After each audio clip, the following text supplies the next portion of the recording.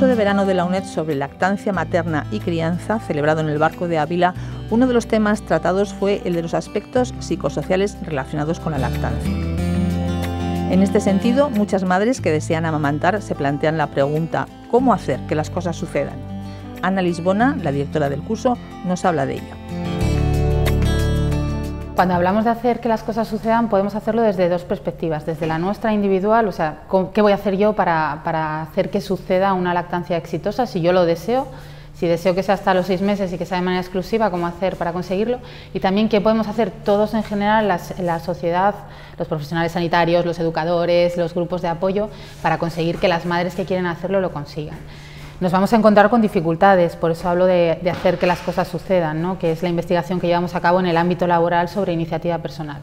Hablamos de hacer que las cosas sucedan consiguiendo creernos capaces de que vamos a ser capaces de dar lactancia materna, ¿no? La autoeficacia, lo que nosotros llamamos autoeficacia para amamantar. Hablamos también de la incorporación de la mujer al mercado laboral.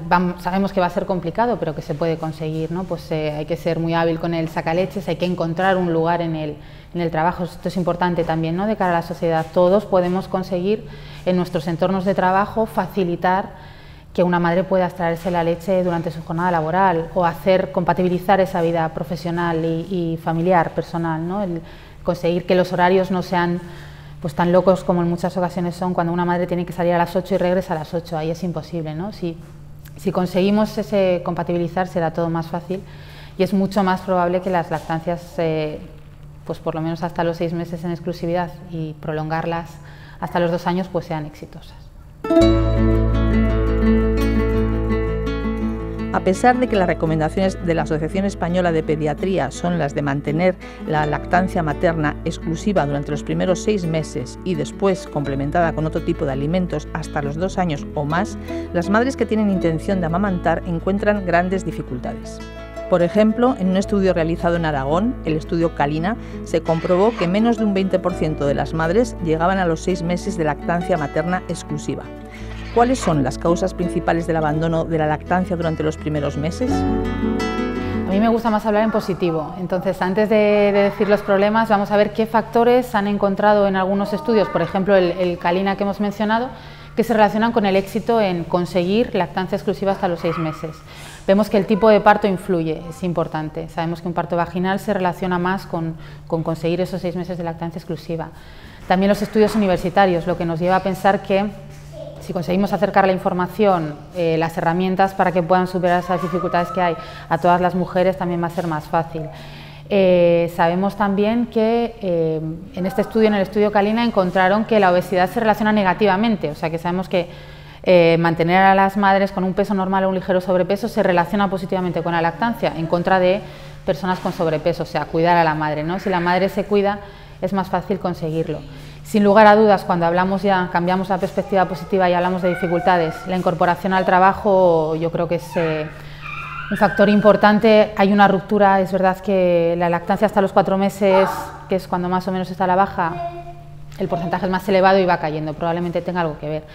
También tiene algo que ver pues la información incorrecta, los mitos, pues bueno, ahí podemos hacer mucho. Muchos profesionales sanitarios, yo creo que no hay que culparlos, pues no han recibido formación sobre lactancia, dan información incorrecta. Yo creo que todos tenemos que entender que nuestras profesiones pues muchas veces recibimos la formación que tenemos y pues muchas veces hay que luchar contra ello. Cada uno tiene sus circunstancias personales, por eso es importante que divulgar la lactancia, ayudar a crear ese desconocimiento, esos falsos mitos, ¿no? Desterrarlos para que las madres se sientan capaces, una vez más, esa autoeficacia, se sientan capaces de amamantar a pesar de todas esas informaciones que muchas veces no son adecuadas con las que se encuentran. Yo creo que hoy en día amamantar es relativamente difícil y sobre todo al inicio. Una vez que las cosas ya están instauradas y funciona, puede ser muy placentero, pero las primeras semanas pueden ser tremendamente difíciles, en parte por la soledad, por la falta de red social, porque muchas madres se encuentran criando solas en un piso con una pareja, sin amigas, sin vecinas, sin hermanas, sin haber visto amamantar a otras mujeres. A veces el primer bebé que tienen en brazos en su vida es el suyo. Es decir, se ha perdido un poco toda esta cultura, no solo de la lactancia, sino toda esta red social que antes cuidaba a las madres, ¿no?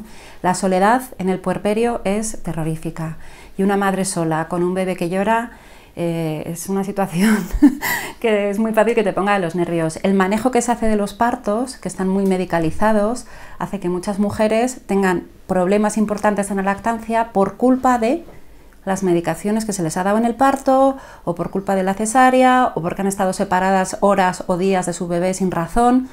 Entonces, hay muchas dificultades en muchas madres con la lactancia y hay muy pocas ayudas. Muchas de estas mujeres, cuando tienen dificultad con la teta, se les dicen, bueno, ya se pasará o da el biberón, pero en muy pocos casos hay un buen profesional que sepa de lactancia, que mire, que diagnostique el problema. Dar el pecho no tiene que doler. Si duele, es que hay un problema.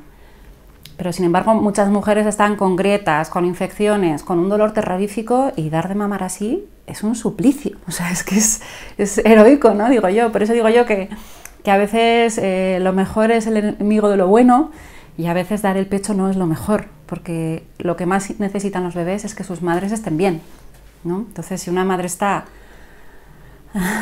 al borde del agotamiento, con grietas en los pezones, sola, con un bebé que no para de llorar, pues yo entiendo que en esas circunstancias muchas madres opten por una lactancia artificial, ¿no? Es una pena que no tengan pues toda la ayuda que merecerían tener, ¿no? Esa es la pena. Horarios rígidos, productividad, competencia, el mundo laboral industrial e incluso postindustrial funciona e impone su propia lógica a todas las relaciones humanas, incluidas las relaciones que se establecen en la crianza de los bebés. ¿Es posible compatibilizar la lactancia materna con el modelo de producción actual? Queda mucho por repensar y reinventar.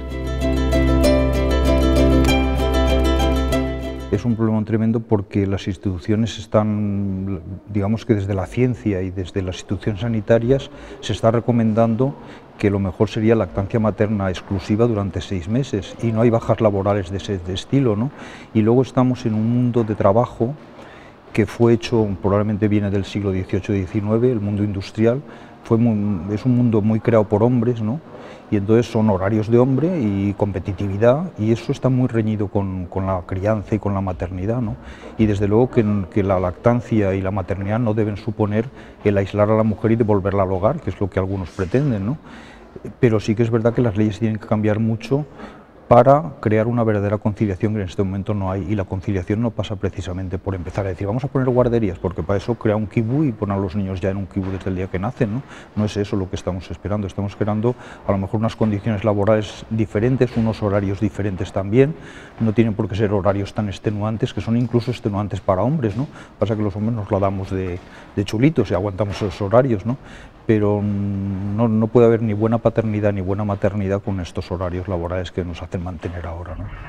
Lo primero, yo creo que es comprender que no está contemplado, que vivimos en una sociedad adultocéntrica donde no caben los niños, donde no caben los bebés, y es una revolución pendiente. Entonces, hoy por hoy, compatibilizar lactancia y mundo laboral es muy difícil. Cada mujer tiene que inventar su manera, pero hay que ser muy consciente de las dificultades. Mi consejo es que cuando estás con tu bebé o tu niño o tu niña, le des la teta cuando estés y cuando puedas, y no nos agobiemos pensando en la producción de leche, en si va a subir o bajar o tal. La realidad es que es muy difícil. Yo creo que hay que hacer un poco de activismo aquí y lanzarnos todas, a ayudarnos las unas a las otras, a dar el pecho en cualquier lugar, porque en muchos trabajos sería mucho más fácil todo si pudieras flexibilizar mucho más, ¿no? Trabajar desde casa a veces, llevarte a tu bebé al trabajo a veces, salir un día antes, otro día estar más tarde. Entonces, esa batalla por esa flexibilidad y esa conciliación que ahora mismo no existe, yo creo que la necesitamos todos y todas, y no es solo por la lactancia, es porque yo creo que todos y todas íbamos a estar mucho mejor si incorporáramos más a nuestros niños y niñas en el mundo laboral, ¿no? Que no es tan difícil. Pero vamos, ahora mismo hay que ser creativas.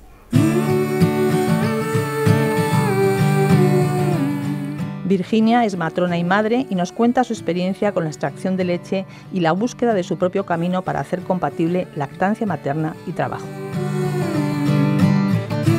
Yo me incorporé al trabajo cuando Álvaro ya tenía 6 meses, entonces en ese sentido lo he tenido un poquito más fácil y ya podía añadir alimentación complementaria. tanto la OMS como UNICEF indican que la alimentación con leche materna exclusiva debe ser los primeros 6 meses y a partir de los 6 meses ya se puede meter alimentos complementarios. Entonces, como yo me incorporé a los 6 meses, ya las abuelas y los abuelos, que son los que cuidaban a mi hijo, pues ya pudieron introducir fruta, introducir verdura y la leche que yo me iba sacando. Yo me he ido sacando leche materna con sacaleches en el trabajo, en mis 15 minutos de descanso, y eso al día siguiente se lo daban los abuelos.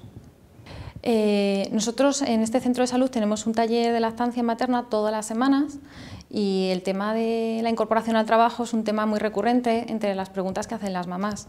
Normalmente la idea que tiene la sociedad ahora mismo, que es la que tenemos que ir cambiando, es que cuando te incorporas a trabajar tienes que abandonar la lactancia y no es así. Entonces, cuando les explicamos que no hace falta abandonarla, ven un poco el cielo abierto y decir qué bien que puedo continuar dando lo mejor para mi hijo. Normalmente el hecho de continuar o no depende primero de que la mamá quiera y después de la forma que lo quieran hacer, ¿no? Hay 2 formas que son o sacándose en algún momento en las horas de trabajo o en el rato del trabajo no sacarse y cuando llegan a casa por la tarde, por la noche, lactancia materna a demanda.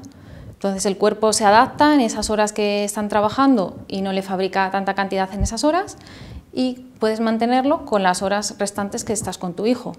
Esa es una opción para aquellas mamás que tienen más difícil poderse sacar por su tipo de trabajo o porque no tienen esa posibilidad en el trabajo.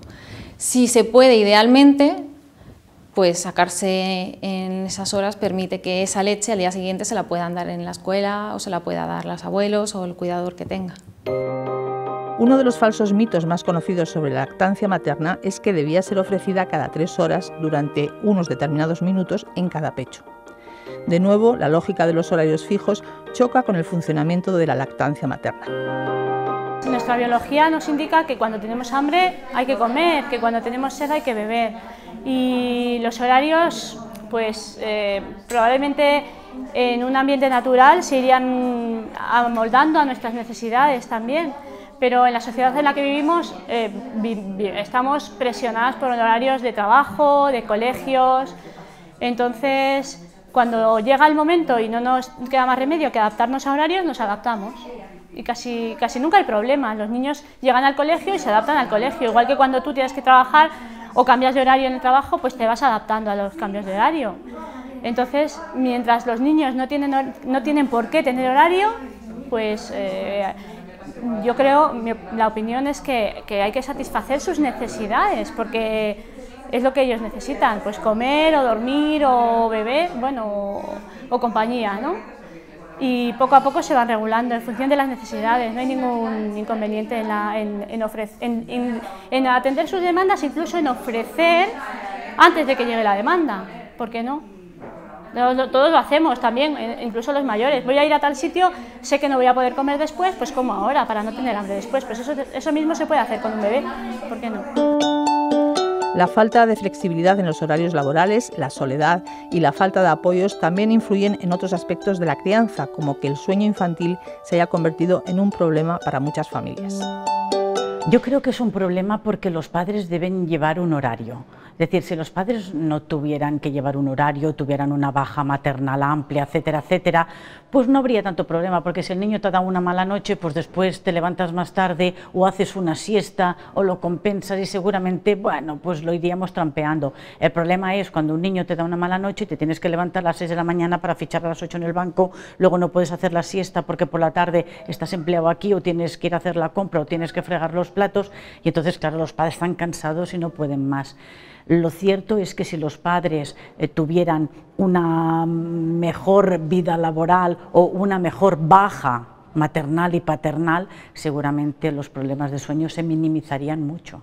Una vez que la lactancia está bien establecida y se disfruta, puede durar hasta que la mamá y el bebé lo deseen. Superados todos los obstáculos personales, sociales y laborales, la lactancia más allá de los 2 años puede convertirse en una experiencia muy satisfactoria. Lo que sabemos de la especie humana, en comparación con otros mamíferos parecidos y con otros primates, es que la duración aproximada de la lactancia en la especie humana sería entre los 2 años y medio y los 7 años, ¿no? Y la idea de los dientes de leche, de hecho, serían los dientes que se caen cuando dejas de tomar leche de madre. Esto, que era un poco la norma en nuestras ancestras y ancestros, pues se ha perdido. Y ahora llama un poco la atención ver tomar el pecho a niños de 3 años o de 5, ¿no? Se está intentando recuperar.